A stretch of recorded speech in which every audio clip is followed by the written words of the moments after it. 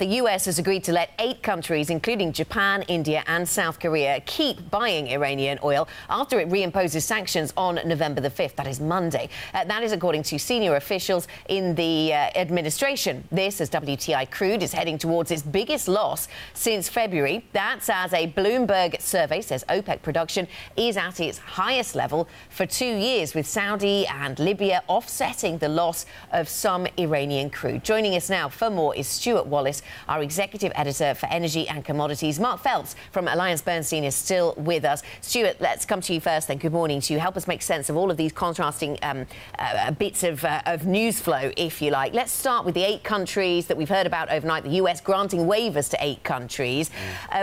Is this what the market was expecting? I think the market was expecting fewer exemptions, wasn't it? Yeah, or none at all. I mean, for several months we were thinking it was really going to be a hard line, and, you know, all the rhetoric out of the State Department and Treasury and the White House was that we were going to go to zero, which seemed hard to make work on paper because China can more or less ignore these.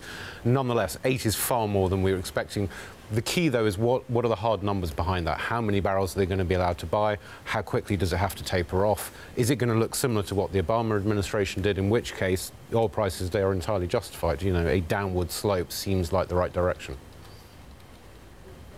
Stuart, I'm just looking at OPEC Go here on my screen, and one of the graphs that you get with this function is the crude production estimate. So you can tell that Saudi and its friends have been ramping up crude production sort of in preparation for this Iranian blackout, and yet we're going to get 8 waivers. What does that mean for the market? What does that mean for volatility?